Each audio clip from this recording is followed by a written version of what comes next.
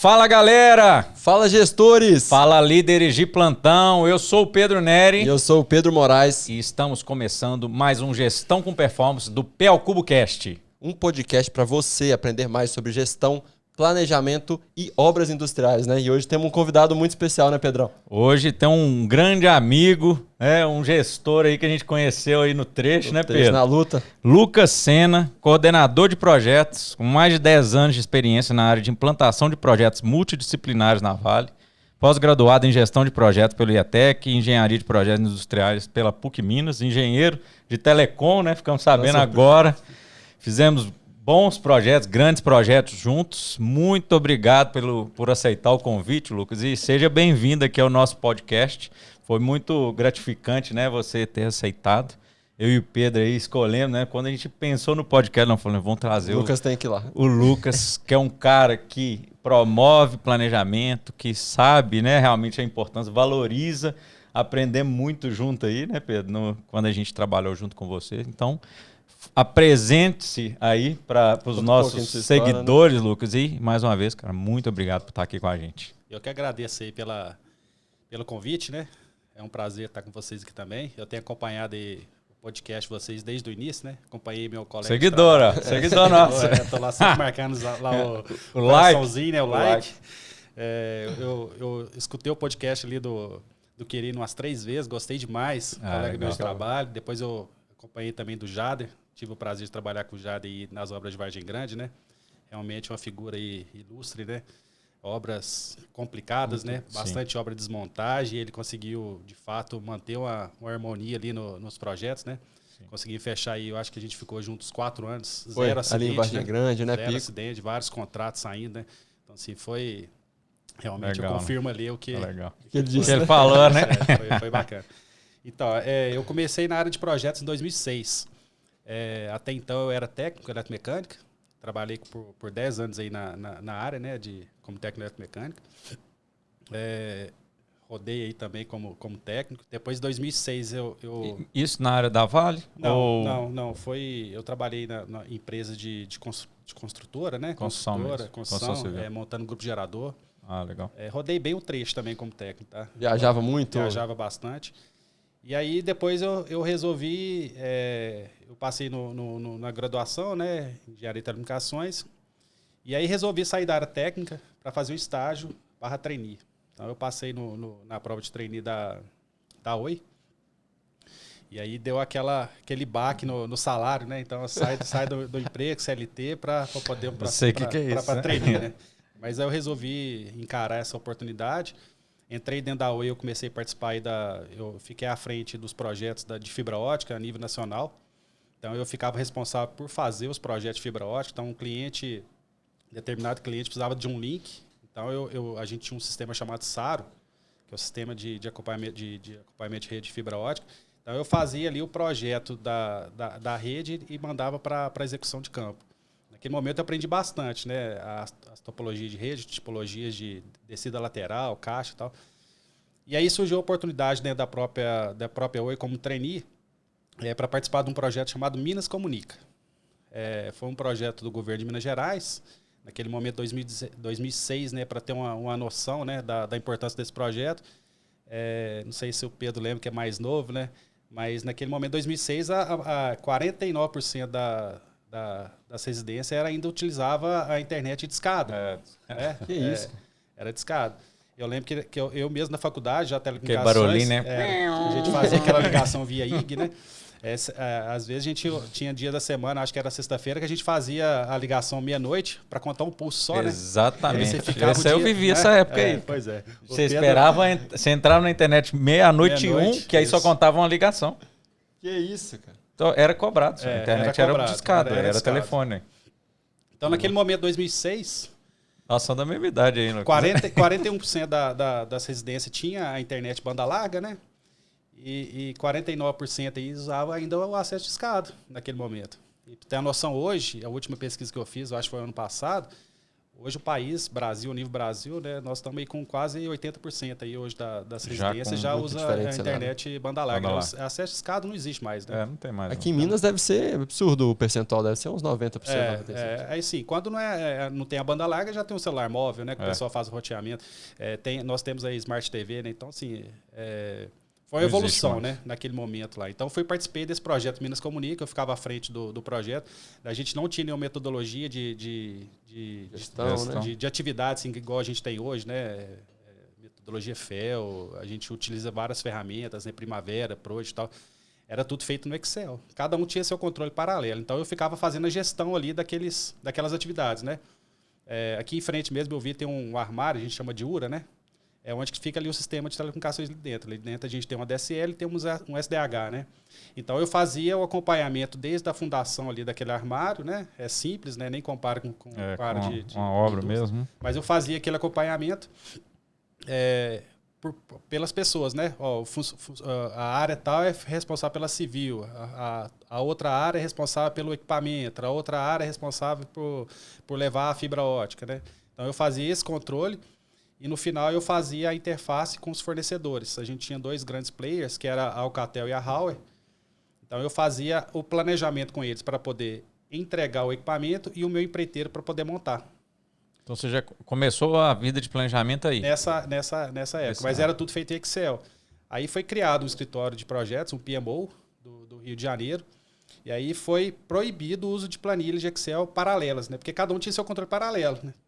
Então, eu tinha que ficar fazendo aquela interface. Aí nós geramos um software, né? Que chamava Velox Manager, na época era a Velox. Era a Velox. Então, todo mundo tinha a obrigação ali de fazer a sua atualização à medida que você ia executando aquela atividade. E no final eu gerava um relatório, todo dia gerava um relatório e fazia reuniões com o meu time de projetos, né? Para a gente poder definir o planejamento quinzenal. E aí eu acompanhava. Legal, cara. Então, eu comecei Foi ali... o start do planejamento. O start de planejamento ali, né? Pelo Velox Manager, que foi bem interessante. Então, eu fazia logística, né? Como o estado de Minas Gerais é bem grande, né? Bem amplo. Então, se a empresa ia montar ali, chegar com sinal de voz e dados em Curvelo, aí eu fazia uma logística de tal forma que ele passava também por Corinto, né? Então, legal. Foi bacana que eu fiquei responsável por essa parte. Aí terminou meu processo de trainee. Já estava bem no final da minha graduação, aí eu recebi um convite para ser o coordenador de projetos de uma empresa fiscalizadora, né, da própria Oi. Eu fiquei lá por 3 meses, aí recebemos a notícia que o contrato dessa empresa tinha findado junto à Oi. Nossa. Então, eu senti na pele a realidade de fato, apagar a luz. Né? Aquele ditado, né? Você vai ficar até apagar a luz. Exatamente. Então, eu fiquei até no final para poder, de fato, apagar a luz, porque a gerente desse contrato, a gente tinha uma parceria muito boa. Quando ela era gerente, eu era Oi, então a gente teve uma parceria muito boa. Eu fiquei até no final, de fato, porque tinha algumas medições que a gente tinha que executar, né? Junto à contratada, né? A contratante, que era a Oi. Então, se o coordenador sai, acaba que aquela medição fica difícil de finalizar. Né? Então, eu fiquei até no final, fiz aquele compromisso com ela, fiquei até no final. Aí, nesse meio tempo, aí eu fiz o curso de gestão de projetos. Aí, abriu bem meu leque, né? O que de fato, né? As oportunidades que tem nessa área de gestão de projetos. Eu fiz um curso lá no IETEC. Conheci vários profissionais, né? De várias indústrias aí de segmentos, né? Da mineração, da área de construção civil. E aí, comecei a pesquisar na internet oportunidades para a vaga de engenheiro de telecomunicações, né? Que era a minha graduação, né? Foi minha primeira graduação. E na época, eu não sei se vocês lembram, as vagas era tudo ali via vagas.com, Cato, vagas.com, eu não sei se é ainda assim. Eu lembro, eu fiz muito. E eu não tinha assinatura. Então, eu ia ali pela sorte, né? Eu olhava as vagas, meio que mapeava ali pela descrição ali qual empresa que poderia ser para poder mandar o currículo. Aí tinha uma vaga lá na GVT. Eu vi, o vagas.com acabou que colocou o nome da empresa GVT. E o perfil da vaga era o meu perfil, que era justamente o que eu fazia na Oi. Naquela época. Gerenciando o projeto, juntando o time, né? Era fazer essa integração e implantação de todas as disciplinas, né? E aí, implantar, né? Implantar. Aí eu mandei meu currículo lá no Vax.com e acabou que Passaram-se 15 dias e ninguém me chamou, aquele negócio todo. Eu comecei a ficar ansioso, né? O contrato lá já estava... realmente as luzes já estavam apagando, né? Aí eu lembrei que tinha um colega meu que trabalhava na GVT, liguei para ele, mandei meu currículo, falei, cara, eu cadastrei lá no vagas.com, né? Eu percebi que ali aquela vaga era meu perfil, mas ninguém me chamaram, né? Eu acho que é muito difícil ali a gente conseguir vaga de fato por ali, né? Principalmente quando você não é assinante, Muita gente, né? Muita gente participando. Aí no dia seguinte me chamaram para entrevista. Fiz a entrevista lá com a Rosângela e o Astro. Hoje são meus 2 grandes amigos. E aí, depois de 3 dias, fui, de fato, recebi a proposta aí para ser contratado. Fiquei 6 meses em BH. E aí esses 2 gerentes meus receberam o convite para ir para montar uma equipe no Nordeste. Porque a empresa estava expandindo as suas operações no Nordeste. GVT, para quem não conhece, né? Eu lembro. Como ela é... Tem ainda, né? De internet. Então, a GVT é Global Village Telecom, né? Essa empresa não existe mais. Não, essa GVT que está aí no mercado não é a mesma? Não tem mais GVT. Se você procurar o nome GVT, não existe mais, né? Ela foi uma história até bem inusitada, né? Ela ganhou a concessão para poder operar no Brasil, naquela região ali da Brasil Telecom, que é sul do país, e o centro-oeste, por R$100 mil. O Amos, né, que é um israelense, conseguiu a concessão para poder operar nessas regiões, né? Em 2009, que já estava saindo da GVT, ela foi vendida para um grupo chamado Vivendi, que é um grupo francês, né, de mídia. A metade dela foi por 7,9 bi de reais. E aí, em 2015, agora, ela foi vendida integralmente para a Vivo, né? Então, hoje, você não tem mais GVT, é Vivo. 21,9 bi de reais. Então, assim, foi uma empresa de sucesso, né? Foi um negócio de sucesso, né? Então, aí eu fiquei lá no Nordeste. Assim, cheguei no Nordeste com GVT, com a ampliação da GVT. GVT no Nordeste, quando chegou, o nosso principal concorrente era a Oi, né? Que era com Velox. E naquele momento lá, a Oi ainda era acesso, o cabeamento dela era par discado, então a rede dela era todo par metálico, né, na verdade. Era par metálico e a GVT entrou com a rede fibra ótica novinha, né? Então, assim, a GVT era instalar equipamento e vender. Tava igual Coca-Cola. É só tirar pedido, não precisa nem de fazer muita propaganda. Então, era instalar e vender. Aí eu fiquei lá durante 3 anos, a gente conseguiu fechar quase que 70% de Recife, né, com rede de dados e voz. A gente entrou também em Jaboatão, nós entramos em Campina Grande, João Pessoa, fomos até Fortaleza, né? A gente tinha um backbone de fibra ótica saindo de Fortaleza até Recife, né? Porque hoje toda a parte de essas principais operadoras, né? Tipo YouTube, Google, a saída deles é internacional e via Fortaleza ou Rio de Janeiro. Então a gente tinha esse backbone fechando. Era um backbone, uma rede fibra ótica da Interlig, singela. A gente só tinha quando eu entrei, né? A gente só tinha um caminhamento que foi via terrestre, né? Saindo ali, eu até fiz essa rota toda, saindo de Fortaleza até Rio de Janeiro. Depois a gente conseguiu, nós adquirimos mais a redundância passando via uma rede marítima, né? E até quando a rede rompia, assim, parava a cidade completamente. Parava, né? todo. Mesmo assim, a empresa foi um sucesso, né, no Nordeste. Então, é um dos motivos aí da supervalorização de mercado da empresa, né? Então, eu fiquei lá durante 3 anos. Foi um desafio, assim, para minha carreira, um crescimento foi exponencial, né? O aprendizado, né? A GVT, naquele momento, ela estava trazendo toda a tecnologia dos países mais desenvolvidos, até para poder suprir aí a demanda, né? A expansão dela foi exponencial, muito rápido. E aí eu fazia... eu aprendia toda essa tecnologia, eu ia muito para Curitiba, para Campinas, aprendia toda a configuração desses equipamentos, né? Toda a parte de tecnologia, montagem e tal, e fazia o papel ali também de formar essas equipes. Eu formava o corpo técnico ali do Nordeste, né? Para poder, de fato, implantar e operacionalizar esses equipamentos. Aí, um final de semana, eu estava lá em casa, lá em Recife, aí um colega meu me ligou, falou, Lucas, tô aqui em Recife, vamos sair, tomar uma e tal. Aí, vamos embora. Era um colega que trabalhou comigo na Oi. Ele era dessa empresa GT, eu era Oi, então a gente tinha uma parceria muito boa. Aí conversa vai, ele falou, eu tô em BH trabalhando para a Vale na área de planejamento, dentro da engenharia. E direto surgindo a oportunidade, tem interesse de voltar para Minas e tal. E aí a gente está trabalhando com a Fernanda. A Fernanda foi a pessoa que ficou comigo lá até no final para poder apagar as luzes, né? Ah, que legal. Conheci. Isso. Então, Nossa assim, a importância Senhora. da gente fazer esse Boas net, conexões, né? Boas conexões, Exatamente. network. E não né? fechar a porta, né? Isso. E Você mesmo, pagou a luz, fechou a porta, mas Isso fechou aí. a porta Com Justamente. confiança, né? Isso. E por isso que é importante, assim, independente como a empresa está vivendo, se está no momento de turbulência ou não, você tem que continuar fazendo o seu Cara, trabalho, olha, né? olha, Porque isso quem aí- Muito legal indica, isso. quem vai te indicar são aquelas o pessoas, mundo dá a né? volta. Isso aí. Aí Ô, Lucas, isso aí é muito legal, porque, cara, tem um ensinamento aí pra turma que tá escutando a gente, quem tá começando. Cara, a gente não pode fechar a porta, Sim, sabe? Porque exatamente. o mundo dá a volta. Um dia a gente pode estar bem o que for, mas amanhã a gente não sabe, não. E no final a gente não trabalha para empresas, né? A gente trabalha para pessoas. Exatamente. Então as conexões que você faz são muito mais poderosas até do que aquele trabalho para a empresa que você está fazendo, né? Exatamente, Com certeza. exatamente. Legal. E aí ele me falou, né, dessa direta tendo oportunidade e tal, e aí eu passei final de semana ali pensando, estudando, né, o que se aplica na área de planejamento dentro da área industrial, né? Quais são as ferramentas, né?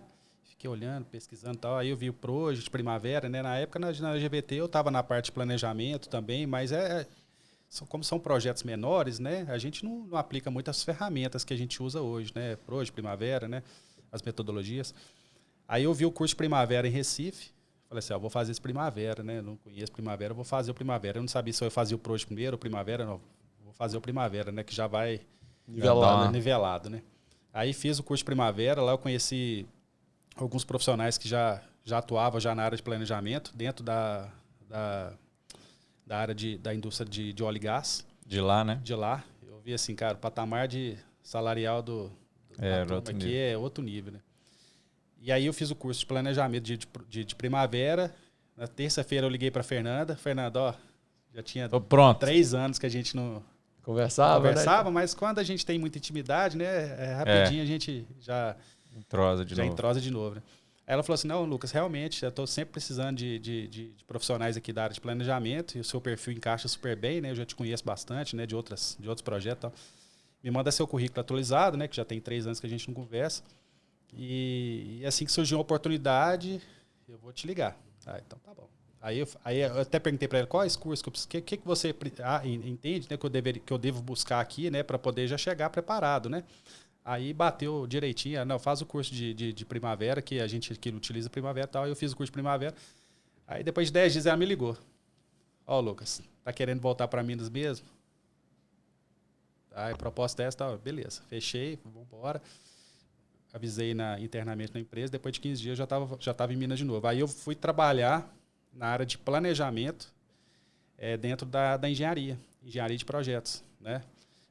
Lá a gente desenvolveu os projetos conceituais. Então eu fiquei 1 ano dentro da engenharia de projetos. E aí eu vi a oportunidade na área de planejamento, na área de implantação. Estava tendo essa oportunidade interna. Era até um projeto que eu participei dele dentro da engenharia. E aí eu comecei a estudar esse projeto. Eu vi a oportunidade, né? Aí durante o dia eu trabalhava, à noite eu peguei todos os projetos, coloquei no meu computador e ficava estudando os projetos. Falei, cara, vou estudar esse projeto de cabo a rabo, né? Peguei o memorial descritivo. Qual projeto que era? Concentração magnética de... Esse aí que foi, a gente fez lá, não era? Não. Esse foi Porque depois foi feita uma concentração magnética, não foi? Foi. Mas não foi esse Não era do esse, Lucas, não. não era? Era Onde antes, qual né? cidade que era esse aí? Mariana. É em Mariana? Isso. Não, então não foi a gente. Então aí eu estudava esse projeto à noite. Peguei ali, eu comecei, né? Memorial descritivo, fluxograma de processo.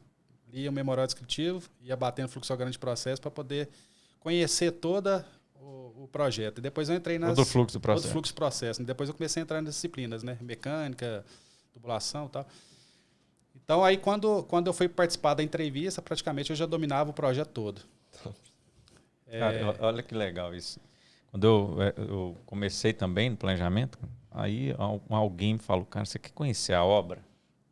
Estuda o fluxo de processo. É isso aí. Começa por Muito lá. poderoso, né? Estuda o fluxo de processo da obra. Porque É o porque é uma fluxo obra te explica grande. o porquê, né, Pedro? Explica o caminho, onde que é, qual instrumento, qual onde vai, qual equipamento. Você tem a visão do negócio, cara. São os dois documentos, né? Memorial descritivo, né? Para você ler, e o fluxograma para você seguir o que está falando no memorial descritivo, né? Então, com os dois documentos, memorial descritivo e fluxograma, você já conhece a obra. Aí você começa a linkar, né? Aí você vem com a parte de mecânica, a parte civil, a parte elétrica. E aí você rapidinho você domina a obra, domina o projeto, né? Então, assim, aí eu fui contratado, né, para ser o engenheiro de planejamento daquelas duas obras, foram dois grandes projetos. Projeto de investimento acima de 300 milhões de reais. E a equipe estava sendo mobilizada e eu já dominava o projeto todo. Eu já sabia os tains, já sabia o sequenciamento da obra, né, que era uma planta de concentração magnética. A gente precisava primeiro partir o sistema de ar comprimido. Então, assim, eu já sabia o sequenciamento da obra. Aí a equipe estava sendo mobilizada, né, a equipe mecânica, elétrica, a equipe de fiscalização. E era eu que ia ali e explicava o projeto para a turma. Então, assim, de fato, eu fiz o papel do engenheiro de planejamento, né? Eu fui o orquestrador daquele empreendimento. Muito legal. Então, as pessoas chegavam, procuravam quem? Lucas. Não, o Lucas domina o projeto, domina prazo, domina a estratégia. Dominava a obra. Então, eu fazia todo aquele... Ô, Lucas, isso é legal demais.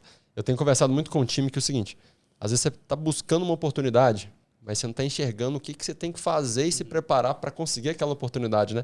Muito legal que você entendeu que aprendendo o projeto e dominando ele, você conseguiria a oportunidade e faria um trabalho diferente. Então, às vezes, contextualizando para quem é de obra, né? Você é um técnico de planejamento, está muito focado no documento, cara. Entende o projeto, entende o processo, entende o que e por que aquela obra está sendo feita, que você vai conseguir dominar e direcionar. Com isso, rapidinho, sua carreira. É isso aí. E a gente, na PhD, a gente fala muito, e todo mundo que entra, né?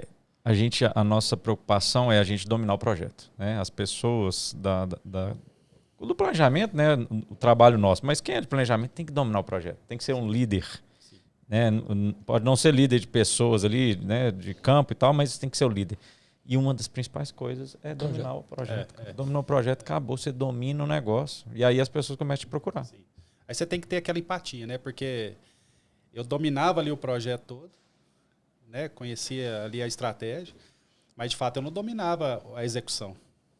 Foi meu primeiro projeto, né, na área industrial, naquela etapa ali de implantação. Então, eu fazia o link ali com alguns especialistas. Tem uma pessoa... Aprender, né? Teve uma pessoa lá, um cabeça branca lá, o Nível, que me ajudou bastante. Eu ia para a obra com ele, a gente ia repassar agora, vamos passar aqui os tains. Ele ia lá comigo na caixa, mostrar. Ele é bacana demais, então, né? Assim, cara, era o Nível? O Nível. Trabalhou muito tempo. Então, assim, foi meu professor. Então, um abraço aí para ele, Aníbal. Abração, Aníbal. Gente finíssima.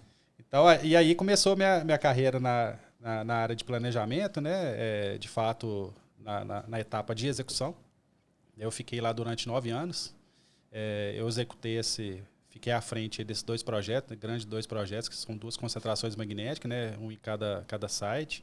Aí depois eu fiz um projeto também experimental pneu float. Fizemos algumas adequações de NR10, né, na região ali de Mariana SPCI, também. Eu acho que foi aí que eu te conheci. Eu conheci o Pedro era o gerente, né? Exatamente. Gerente depois, então a gente fez o SPCI ali das Minas também, conheci o Pedro lá, né, Pedro? Foi isso mesmo. Fizemos alguns projetos lá de drenagem de fundo, de pilha de estéreo. Então fizemos a drenagem, fizemos toda a parte de proteção da drenagem de fundo. Fizemos alguns tratamentos de erosões, drenagem superficial. Então, assim, acaba que eu como planejamento tive uma visão geral, né? Dentro de uma mineradora. Aí eu fui para Vargem Grande. Aí eu conheci o Pedro. Então eu cheguei em Vargem Grande, né? Um colega meu foi deslocado para Altamira, né? Foi relocado para Altamira. Aí meu gerente me convidou para poder ficar em Vargem Grande. Fiquei lá durante 3 anos, conheci o Pedro, a gente estava naquela obra lá do alimentador de sapatas. Foi alimentador, teve uma filtragem. Isso. Até legal um caso, Lucas, que eu queria abordar com você, que é o seguinte, a primeira vez que a gente trabalhou junto, né, a gente chegou numa reunião, e as reuniões de contrato eram muito pautadas em documento, né? Cara, deixa eu ver seu desvio, deixa eu ver seu histograma, se está aderente. E a primeira reunião que você participou com a gente, você fez uma pergunta que eu nunca tinha recebido até então, né? Deixa eu ver sua curva de commodity de cabo. Quantas ligações você tem que fazer por semana? Qual que é a sua estratégia para montar a tubulação? Falei, bicho, não, finalmente, agora o jogo ficou bom, né? Porque realmente é isso que tem que ser conversado. Uma reunião de contrato, desvio, tudo tem que tomar muito pouco tempo, né, Lucas? Sim. A parte estratégica e como que está sendo feito, seu acompanhamento tem que ser a pauta da reunião, né? Da onde que você tirou esse estalo? Toda vez que você fazia essas reuniões com as empreiteiras, era voltado mais para a construção? Como que você fez e como que você acabou aderindo a isso? Então, eu tive um aprendizado muito grande nessas concentrações magnéticas, né? Acabou que é um projeto multidisciplinar, né? Então, lá a gente sofreu bastante, né, nessas etapas, assim, a gente pega o caminho crítico da obra, né? Os principais quantitativos. E se a gente não tiver controle assíduo daqueles quantitativos, acaba que a obra vai atrasar, né? Hoje está na moda o ritmo, o tact, né, do negócio. Então, naquela obra ali que eu peguei, primeira coisa, eu já mapeei qual que era o caminho crítico daquela obra, né? E eu já vi qual que era seu efetivo. Então, eu vi o volume de cabo que você tinha que lançar e eu vi que seu efetivo era baixo para poder lançar aquela quantidade de cabo. Então, eu já fiz a pergunta certa, né? Isso eu aprendi muito com o diretor nosso. A gente tinha um diretor que ele ia nesses detalhes. Então, ele de fato... Conhecia, fazer uma leitura do projeto e conseguia... Isso aí. Ele vai com a lupa onde de fato precisa. Né? É onde que ele tem domínio. Então, aquele ali eu tenho domínio, eu vou com a lupa. O que eu não tenho domínio, eu já vou com o binóculo. Entendeu? Então, eu aprendi isso aí muito com ele. Então, geralmente, quando eu estava pegando alguma obra, eu verificava ali qual que era o caminho crítico daquela obra, né? Onde poderia gerar maior desvio. Então, aquela obra lá eu percebi que o caminho crítico daquela obra... Porque é de engenheiro de telecom também, né? Tava preocupado era com o cabo, a ligação. Justamente. Legal demais. Teve um case muito legal também, né, Lucas, que é bacana a gente abordar. A gente conversa muito sobre o ciclo de parceria, né? Entre fiscalização, construção e tudo. E a gente participou de uma obra, eu fiquei no começo dela, fiz o planejamento dela junto com você, né? Eu era a da construtora e você era da Vale naquele momento, que foi aquela obra da relocação do transportador. A gente até bateu um papo um pouco antes aqui. Foi uma obra muito intensa, né, internamente, quando começou o Jader, a gente era a equipe de planejamento, depois a gente foi para o Pará, mas quando a gente planejou a obra, era uma obra muito difícil mesmo de ser realizada, né? E a gente teve uma ajuda muito grande para que a gente conseguisse fazer aquela obra no tempo, era muito complexa. Como que você, como facilitador, viu aquela obra e como que você conseguiu realmente orquestrar para ela terminar no prazo? Realmente aquela obra foi um desafio, né? A gente acabou assumindo um prazo interno, né? Que a gente tinha necessidade de realmente voltar com as operações. Então, o prazo estava muito curto. Pela praticabilidade, era inexequível executar naquele momento. Foi um ano que choveu bastante, né? Foi até... Você pega a praticabilidade dos 3 últimos anos e naquele momento, assim, choveu 40% a mais, não foi?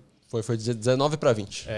Eu lembro que isso aí foi até pautado lá naquele documento do nosso RAS, né? Que casos fortuitos, né? Que a gente não tinha controle. Então, foi uma obra realmente muito difícil. E a gente tinha uma pressão muito grande interna do nosso cliente, né? Porque a gente tinha que entregar, tem que operar, né? Então, eu trouxe o cliente para o jogo, para ele poder sentir, de fato, que como é o dia a dia de uma obra. Trouxe ele participou várias vezes lá do DSS, né? Quando a gente faz o DSS, ali é uma energia boa, né? Você vê que... Então, ele sentiu, de fato, ali nosso empenho, né? Para poder entregar aquela obra no prazo. E com isso, eu consegui trazer dele também algumas oportunidades, que foi a disponibilidade dos equipamentos de grande porte da Vale. Então, à noite, né, é lógico que a gente está nós seguimos a risco o contrato, né? Aqueles itens que a Vale executou a gente não mediu, né? Foi um acordo aí que a gente fez, né, entre as empresas, né? Não tem nada fora do contrato, né? A gente segue a risco o contrato, né? Então, à noite a gente colocava os equipamentos para poder fazer aí o retaludamento, limpeza, né? Porque esse equipamento estava praticamente ocioso, que a mina estava parada. E durante o dia a montadora estava entrando aí com a execução. Então, assim, eu acho que isso ali a gente ganhou na obra só de movimentação de terra. Acredito que a gente ganhou uns 40, 50 dias, né? Com essa movimentação. Entrava, a obra estava limpa, né? A gente fez também algumas pré-montagem de equipamentos, montagem, pré-montagem, né? Todos aqueles equipamentos, alguns equipamentos foram reaproveitados. A gente fez a manutenção dos equipamentos com antecedência, né? Para não deixar para a última hora, na hora que o equipamento rodar, que a gente vê que tem problema de rolamento, tem problema, né, de engrenagem, lubrificação e tudo mais. Então, nós conseguimos fazer isso aí tudo com antecedência, né? Então, foi Isso muito legal. Um trabalho a 4 mãos, né? Objetivo único, né? Não tinha essa diferenciação entre contratante e contratado. Tinha num contrato, né? No contrato existia, a gente seguiu a regra do contrato, né? Foi tudo feito ali seguindo a regra do contrato. Mas à medida do possível que a gente conseguia trabalhar junto, a gente trabalhou junto, né? A gente estava ali com 3 empresas, né, na mesma área de trabalho, né? Foi difícil ali fazer aquela gestão entre as 3 empresas, né, porque a empresa ela precisa faturar também, né? Ela tem aquele planejamento dela de desembolso, né? Então, claro, ela tem que pagar a folha de pagamento no final do mês, né? Então, era uma pressão da empresa que precisava abrir área, abrir frente, a outra empresa precisava também abrir frente. Então, assim, foi difícil de administrar ali, mas a gente conseguiu fazer uma boa administração, né? Conseguimos algumas áreas para fazer pré-montagem, para não penalizar totalmente a montadora, né? A montadora estava, nosso linguajar, empurrando a civil, né? A civil estava ali trabalhando. Tá pressionando. Então, aí a gente fez algumas estratégias, né? Muita pré-montagem. A gente conseguiu trazer muita base civil já pré-montada de fora. Fizemos muita forma perdida, que a gente ganhou ali a obra com forma perdida. Legal. Que foi bacana. Em função da chuva, né, a gente teve muito problema de acesso mesmo, né? Então a gente fez bastante. Nós fizemos algumas tendas, né, para poder a chuva não impactar. Conseguir ali. Trabalhar na chuva, área do acionamento ali, né? Então, assim, foi um trabalho a 4 mãos ali, né? Seguir na risca o contrato. Eu acho que foi um projeto bem desafiador, né? Que no final a gente conseguiu entregar aí com sucesso e, mais importante, né? 0 acidente. Né? A gente estava no período complicado de Covid, não foi? Foi quando começou a entrar o Covid. Então a gente tinha um turnover ali muito grande.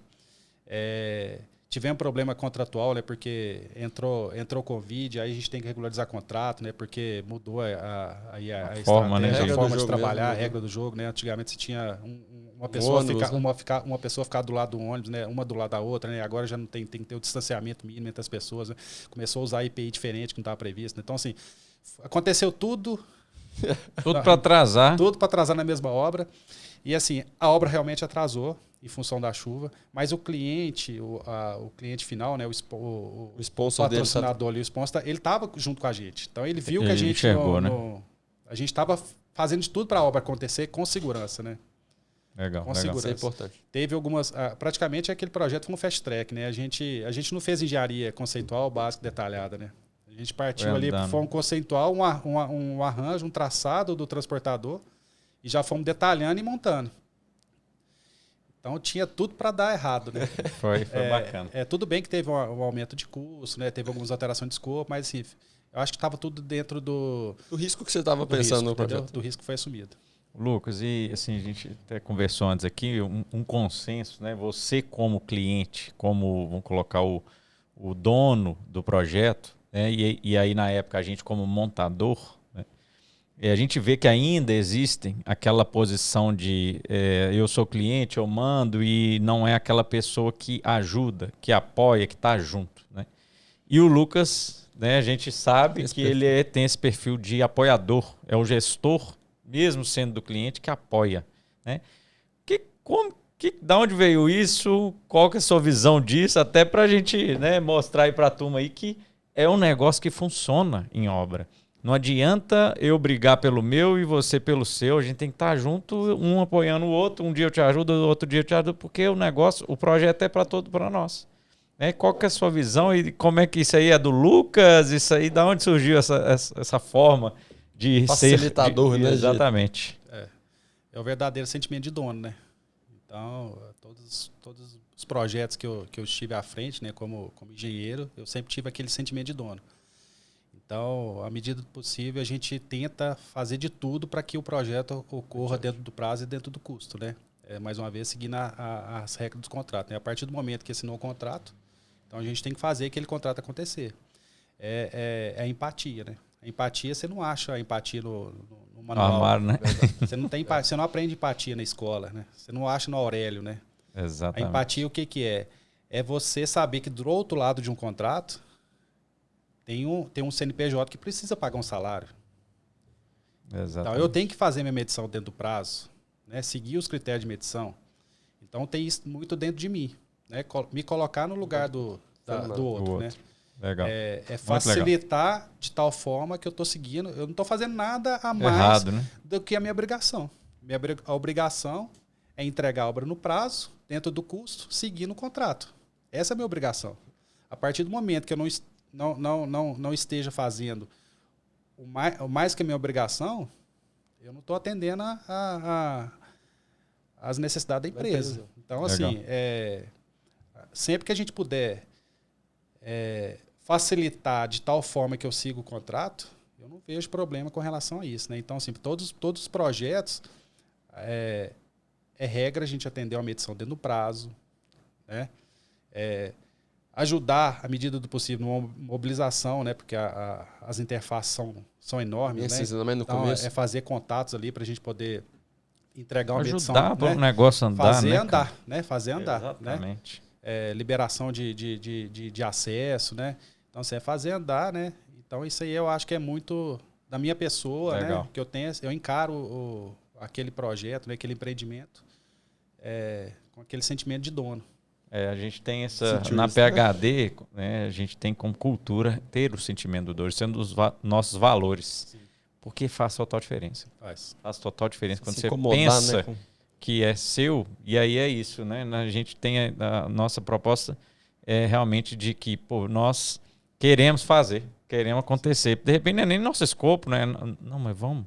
Isso aí é um diferencial, um grande diferencial seguir a regra profissional. Do jogo, né? E quando realmente aquilo ali não está pautado no contrato, não está escrito no contrato, vamos fazer um aditivo de contrato, né? Vamos envolver exatamente, vamos alinhar.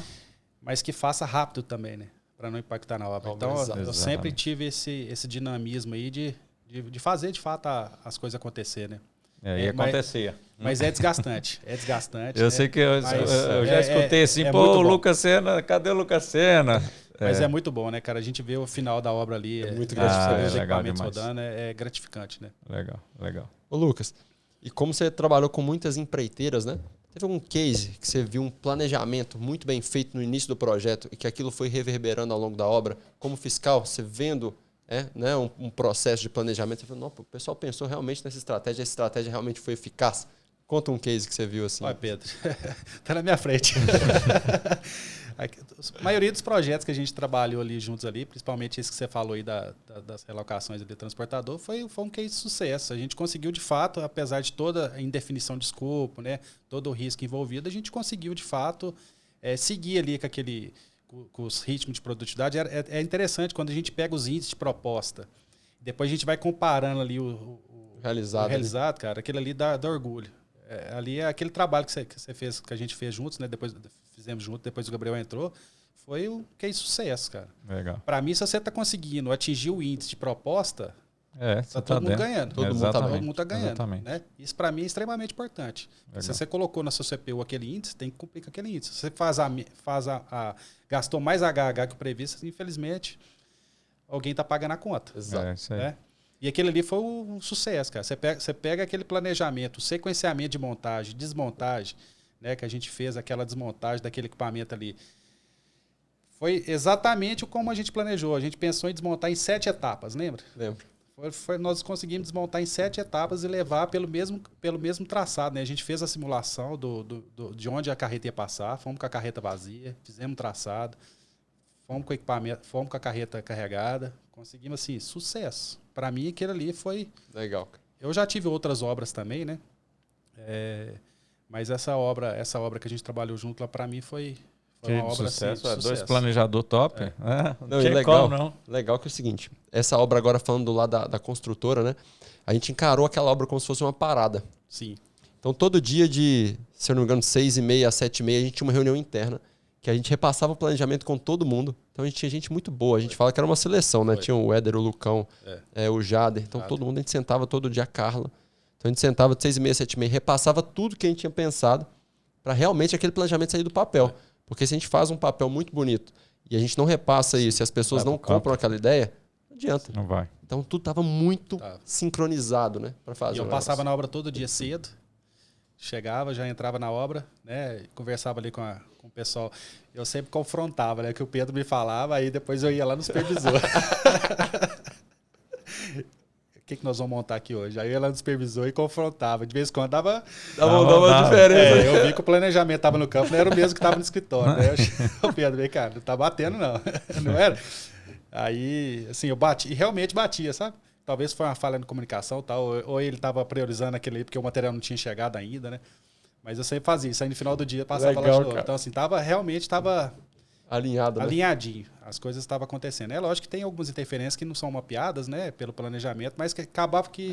Nem tudo consegue ser mapeado. Mas, assim, foi bacana que vocês fizeram gestão à vista, né? Todo dia de manhã colocava lá um marca-texto, ó, tanto por cento de montagem, já montou isso, não montou. Então, assim, para mim, aquilo ali é o que vocês falam da metodologia Lean. Então, você estava trazendo o encarregado, eu lembro lá na sala... Não tinha um LPS na época, né? Mas já...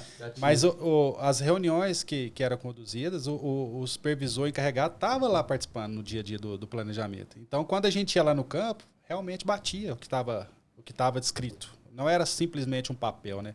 Que a pior coisa que tem, você chega na obra, é papel para cumprir tabela. Né? Só para entregar para o cliente. Não, ali, realmente, o encarregado estava sabendo o que estava fazendo e o cronograma estava refletindo aquilo, né? Inclusive, até as projeções. Quando a gente pegava a projeção de montagem do equipamento X ou YZ, a gente ia no campo, realmente batia e a pessoa que estava executando também com aquela mesma data, confirmava aquela data. Confirmava aquele prazo. Sabia isso é muito legal. Isso é importante. Isso é muito legal, porque assim, planejamento é tendência. Sim. Depois que você faz aquela estruturação inicial, você faz toda a análise, né, de construtibilidade, fechou a linha de base, a pessoa e o planejador tem que estar muito atento à tendência. Não, dei 100%. O avanço, ele é feijão com arroz total. Sim. Agora a tendência é o grande tchan do negócio. Você realmente analisar para onde que está indo, aquela projeção, né? Isso faz diferença no planejamento.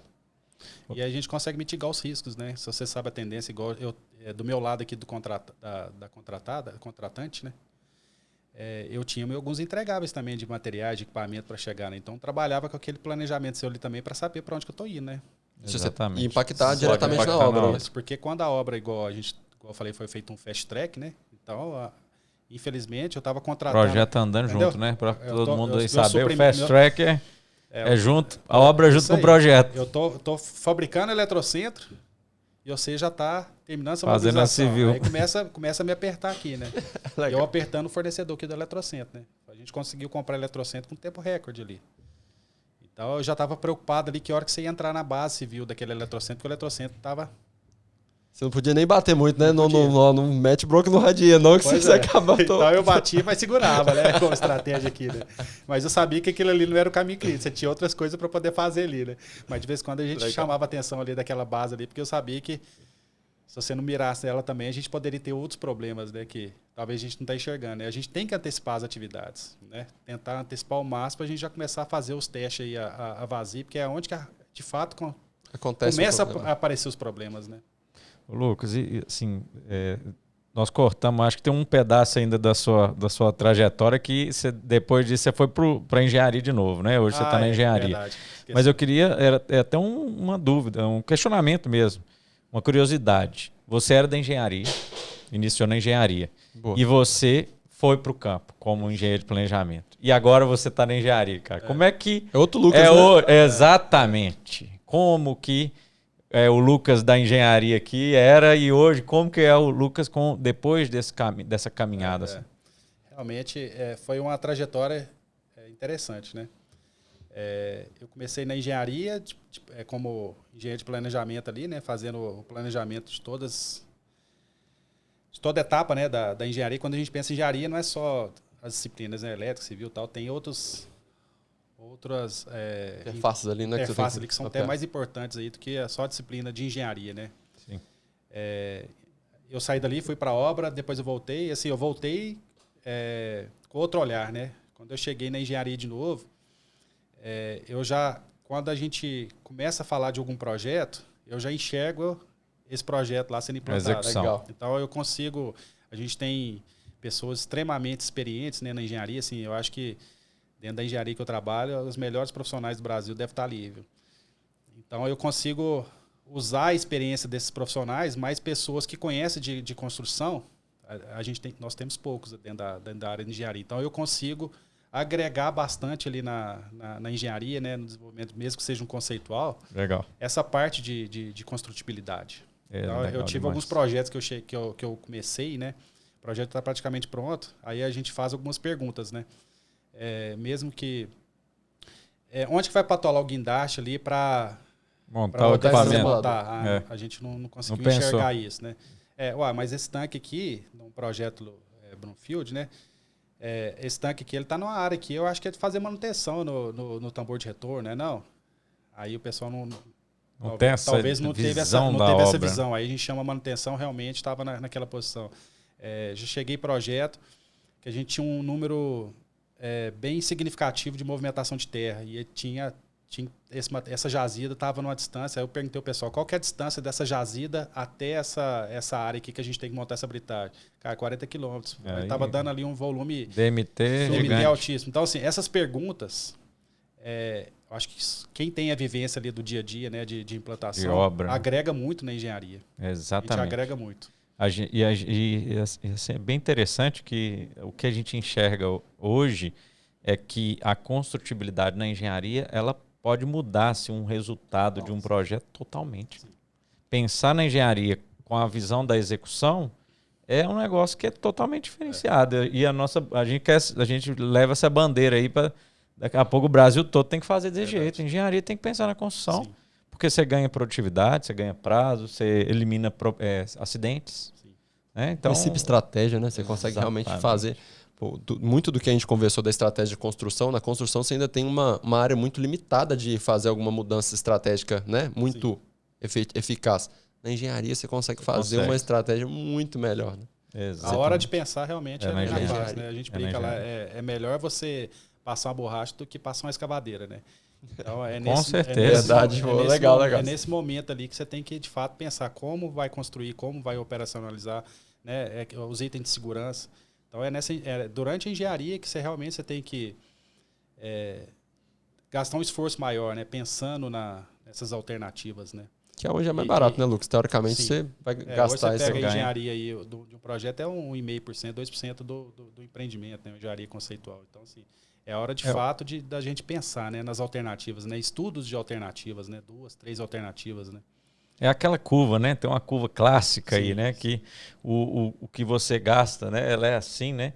Na engenharia aqui, o gasto, né, para mudar um projeto é esse. Mas aqui, né, dentro de uma obra, operando, depois que você está construindo, altíssimo, né, para você parar uma produção. O custo de mudança, né? Isso aí é uma análise até de mudança dentro de um projeto. Ele é altíssimo, né? Porque já está operando, você já contratou, o seu take-off era agora vai virar outro, o contrato do seu empreiteiro e aí vira aquela bagunça, né? E hoje com o 3D está bem mais fácil, né? Da gente ter essa visão, né? A gente faz algum design review, a gente envolve a operação, manutenção, né? Porque a maioria do time de operação e manutenção, eles não têm muito expertise para projeto, né? Quando a gente fazia aqueles comentários em 2D, né?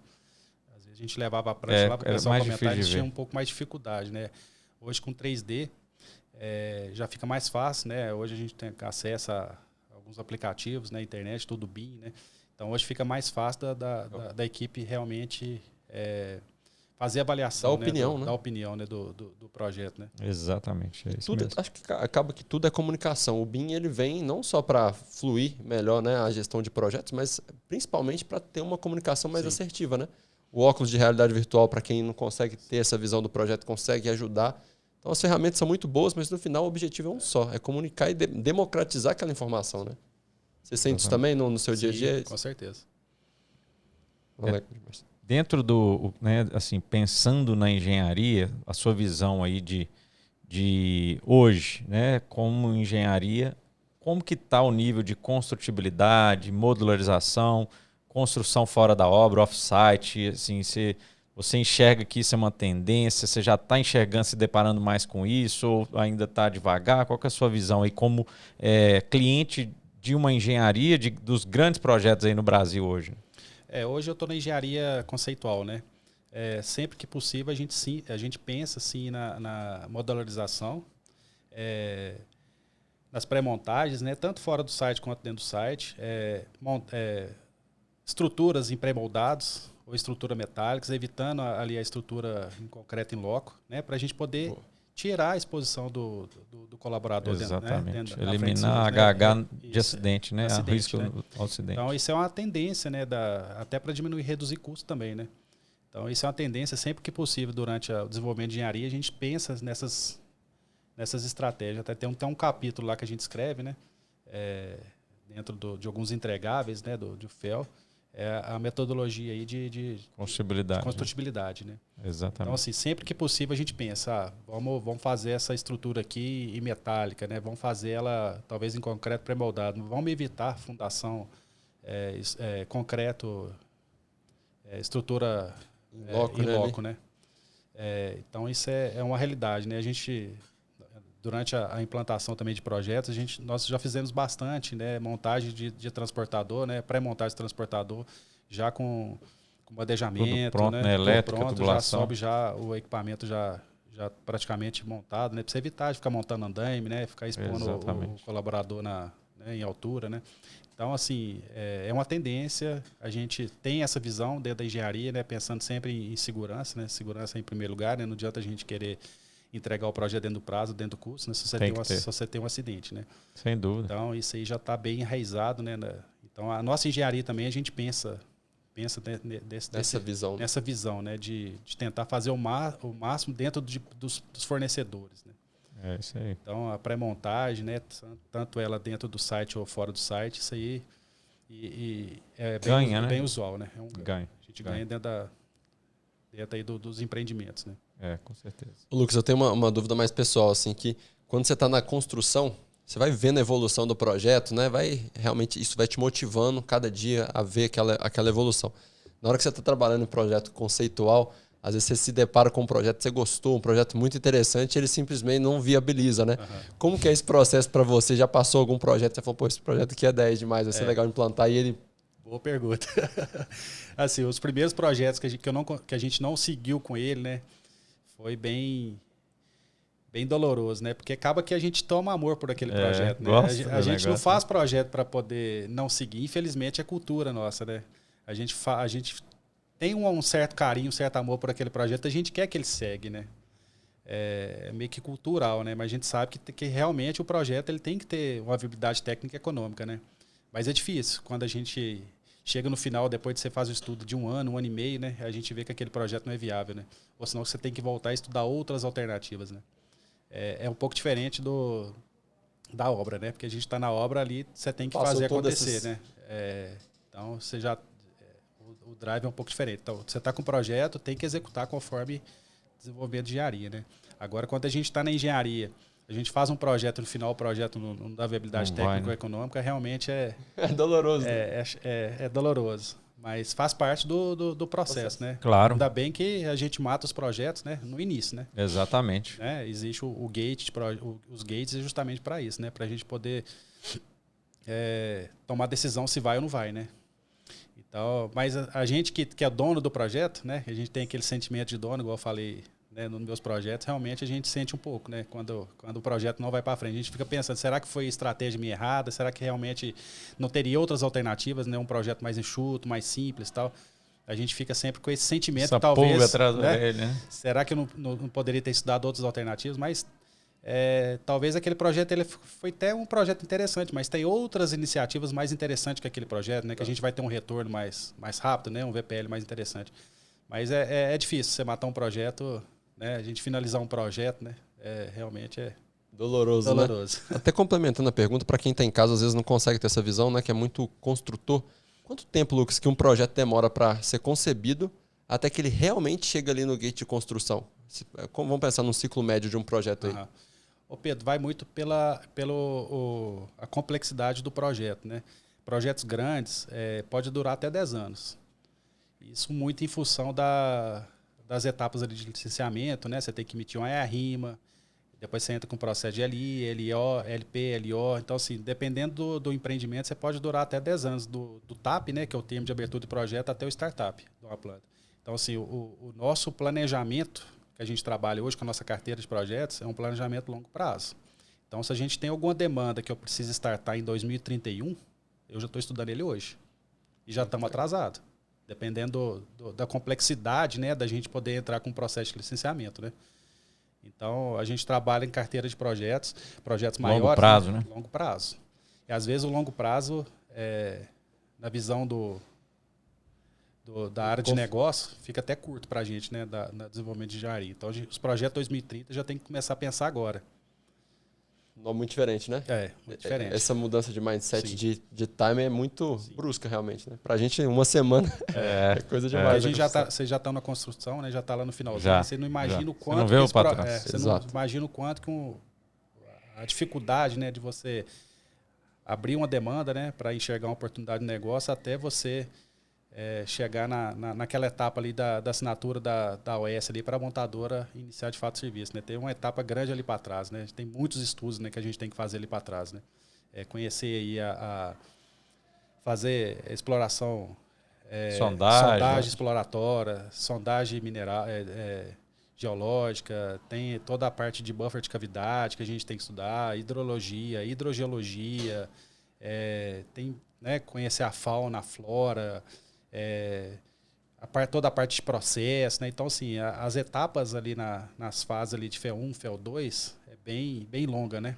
É longa em função para a gente ter uma maturidade, né, do projeto. A viabilidade, seguir, né? A viabilidade, né? Porque a gente pega o conceitual, a gente não vê, né? A gente hoje já começa na engenharia, mas no básico pro detalhado ali, a gente está meio nessa transição ali, né? Começando do básico pro detalhado, o projeto já está viabilizado, né? Nessa etapa ele já é viável, né?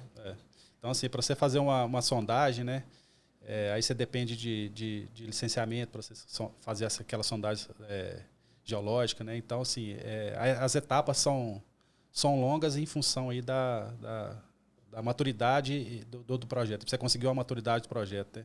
Você tem que fazer sondagem com malha de 150 por 140, 200 por 200, né? Para você ter uma malha maior, mas às vezes você tem que fechar um pouco a malha para você conhecer de fato ali a litologia do material.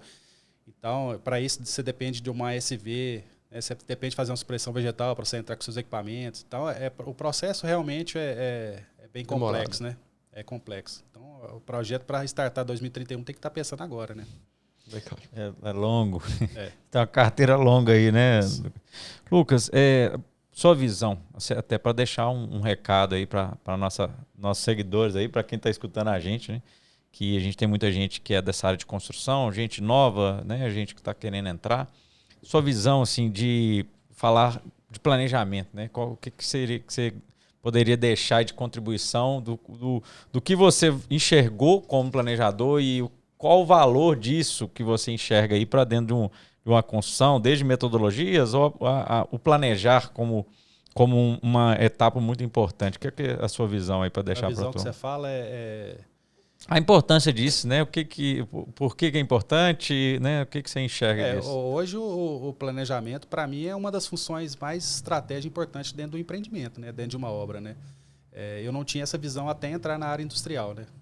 Multidisciplinar. Então, assim, hoje um planejamento bem elaborado, bem controlado, eu te falo que é 100% sucesso da obra. É o sucesso da obra. Não tem erro, cara. Se você tem uma equipe, se você tem que gastar dinheiro nessa obra, você como empreiteira, gasta na equipe de planejamento, né? Planejamento e produção. Que eu tenho certeza que você vai conseguir fazer um bom trabalho. Exatamente. Esse é a equipe-chave sua ali do sucesso do empreendimento, né? É aquele engenheiro de planejamento ali que vai orquestrar a obra. Ditar o ritmo, né? Vai ditar o ritmo, né? Então é ele que vai trazer os especialistas para, de fato, fazer aquela comunicação, né? Alinhar, né, as estratégias, fazer a interface entre suprimentos, obra. Então, assim, se tiver uma falha naquele planejamento, né, eu tenho certeza que a obra, no final, ou você não vai entregar no prazo, vai entregar no prazo gastando muito mais recursos. Você vai gastar mais recursos, né? Se você obra vai 25 mil HH, você vai para 40 mil HH, né? E depois no final a gente vai ter problema. Então, assim, para mim é o coração da obra, a equipe de planejamento. Isso mesmo. Dentro do que você viu de planejadores de empreiteiras, qual que é o perfil, sabe? O que você viu que se assemelham em bons planejadores? Você fala, gente, ó, esse aqui é um perfil legal, esse aqui é... O que você viu? É aquela pessoa que tem uma boa comunicação, né? Tem o domínio, né? Sabe escutar, né? Sabe conversar com o encarregado, com o supervisor, com o gerente. Então, aquele cara que sabe fazer aquela comunicação comunica em qualquer setor, né? Comunica em qualquer setor com humildade, né? Ouve ali todas aquelas áreas, né? sabe de fato levar a informação no momento certo, né? Fazer aquele filtro, né? Porque você vê alguns engenheiros de planejamento que... Recebeu, falou, né? Primeiro que não vai... Eu já vi alguns engenheiros que primeiro que não vai na obra, né? Fica só atrás do computador. Acho que planejar é a ferramenta do Primavera Excel, né? E fazer a apresentação. Exatamente. Esse, para mim, é um engenheiro que está ultrapassado. Tá ultrapassado, né? Aquele cara que não vai na obra, né? Então, o primeiro perfil é esse. É essa pessoa que tem uma boa comunicação, né? Que sabe fazer o link, né, entre os setores, né, as áreas, domina algumas ferramentas, é importante, as ferramentas de planejamento são importantes, né, você conhecer principalmente aí o Office, né, Excel, PowerPoint, né, Primavera, Pro, isso aí é indiscutível, né, mas aquela pessoa dinâmica, né, que tem uma comunicação assertiva, que sabe ouvir, né, eu acho que esse aí é o perfil que falta no mercado e aquela pessoa que sabe fazer isso aí, eu acho que tem muito valor hoje, né? E além de dedicação, né? Eu carrego comigo o mantra dos 3Ds, né? Que é dedicação. Essa aí é nova, hein? Tem que anotar essa aí. Essa aí é by Lucas. É dedicação, disciplina e diligenciamento, né? Se você tem dedicação, você procura conhecimento onde que você não tem. Você é um cara dedicado, você está procurando conhecimento. Não é isso? Legal. Se você tem disciplina... Você vai atrás. Você vai atrás. Você está dedicado, você vai atrás. Exatamente. Se você tem disciplina, você vai conseguir seguir qualquer regra. Você tem disciplina. Então, sua reunião de planejamento é 8 horas da manhã, 8 horas da manhã eu estou ali. Não é? Se eu tenho que entregar um relatório na sexta-feira, 4 horas, você está entregando o relatório. Então, você tem disciplina. E diligenciamento é, de fato, fazer o monitoramento. Legal. Né? Então, se a pessoa carrega aí, igual eu carrego comigo esse mantra, né, dos 3Ds, cara, é sucesso. Legal. Você busca conhecimento onde você não tem. Né? Quando eu fui para a área de planejamento, eu não conhecia de obra industrial. O que eu fiz? Passava a noite estudando. É uma história até inusitada, né? Quando eu fui contratado, eu imprimi todo o caderno de spool, coloquei na sala lá de casa e fui lendo o caderno de spool e riscando para poder ver o caminhamento da tubulação. Então, assim, eu busquei conhecimento onde que eu não tinha. Eu ligava para as pessoas, o que é um tubo de PAD? O que é um tubo... Então, você não sabia, mas eu busquei conhecimento, entendeu? Se virou, né? Me virei. Eu ia te perguntar aqui, a gente está chegando no final, né? A conversa tá boa, mas nós estamos chegando no final, Lucas. Eu ia te perguntar, assim, que você deixaria aí de recado aí para os nossos seguidores? Eu acho que já respondeu. Então, dedicação, né? Disciplina e diligenciamento. Eu acho que até eu vou te falar que o título do podcast aí, Palomo, acho que pode ser esse aí, viu, Lucas DDD. 3D. Dedicação, disciplina e diligenciamento, cara. E foi para mim, assim, pra gente fechar, né, esse bate-papo aqui, foi muito legal. Ficou bem bacana, viu, Lucas? Gostei demais. É legal. A gente fica um pouco travado aqui, né, na mesa. Você já tá solto. Você já tá um youtuber. Ô, Lucas, cara, realmente agradecer, né? A gente agradecer, né, Pedro? Agradecer a participação. Foi um prazer estar aqui com a gente, trazer vamos falar, toda a sua experiência, o que você aprendeu aí de campo, de obra, de engenharia, né? E poder, para nosso aprendizado, né? Eu vou levar os 3D aí para a vida. Tem o pé ao cubo e tem o 3D, né? Cara, muito obrigado, né, por estar aqui com a gente. Realmente muito satisfatório para a gente e tamo junto mesmo. Eu que agradeço aí pelo convite, né? Já falei, eu fiquei até meio senti lisonjeado, né? Depois do Quirino e Jader, cara. Eu tô muito... Aí vem o Lucas, Lucas 3D. Mas beleza, obrigado aí pelo convite. E sucesso aí para vocês aí. Para nós, eu agradeço demais. Você foi um cara que também me ensinou muito, né? Quando parceiro ali, né? Trabalhando juntos em projetos. Foi muito, muito legal. Foi muito bacana o processo e o aprendizado que a gente teve junto. Então, agradecer o papo aí. Isso é 10. Obrigadão, Lucas. Valeu demais. Valeu, Pedro. Pra rapaziada aí que tá acompanhando a gente aí nos nossos podcasts, né? Agradecer vocês que estão seguindo. Siga aqui as nossas redes, vai aparecer aqui para vocês, né? No nosso Instagram, no nosso YouTube.